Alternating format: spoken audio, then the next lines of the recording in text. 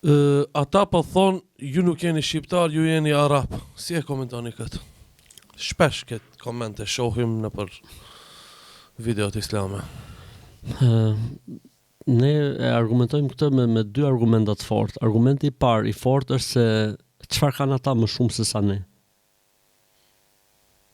Po të na bësh analizat ADN-s, dalim njësoj. Çfarë i bën ata më shqiptar se sa ne? E dyta tek kontributi. Ti je shqiptar nuk do të thotë të bësh llafologun. Ti je shqiptar do të thotë të japësh kontribut. Të kontribosh për vendin tënd. Ti je i mirë për i dobishëm.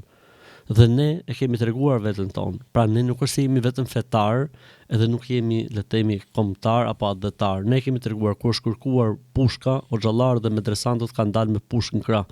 Kur është pas nevojë për të dhënë jetën tonë e kemi dhënë për kombin tonë.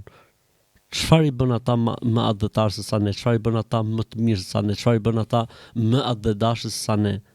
Qenia jonë që le të themi jemi musliman është diçka që ne, domethënë, e kemi zgjedh. Ndërsa qenin tonë shqiptar na ka dhënë Zoti xhelaluhu.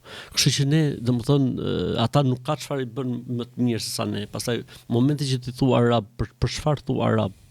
Ku e ke argumenti që ne jemi arab? A ka vallë ndonjë rast, qoftë edhe një rast i vetëm, që ndonjë prej hoxhallarëve të bëj avokatin e arabëve? Asnjëherë nuk ka ndodhur. Madje shumë herë në muhabete kur bëjmë fjalë dhe ti kushtot po ja bota arabe, unë them vëlla, jam Ahmet Kalaj, nuk jam avokati i arabëve. Unë nuk jam avokati i arabëve. Nëse ke diçka me arab, shkon në ambasada. Po, ankohu, jo tek Ahmedi për shembull. Kështu që këta njerëz që i hedhin këto shashka, themi ne ani nga Tirana, hedhin shashka, pra tymnaja, hedhin tymse, po faktikisht nuk kanë asnjë lloj fakti, nuk kanë asnjë lloj argumenti.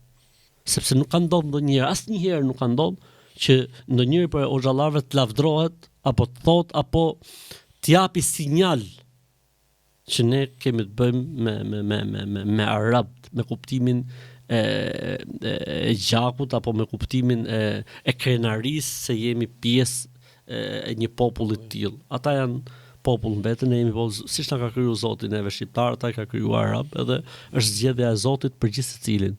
Ndërsa fenë dhe besimin që secili e ka bërë mbas një hulumtimi dhe bindje. Siç ndodhi për shembull në rastin tim, që arritën një moment dhe ju futa fesë dhe besimin.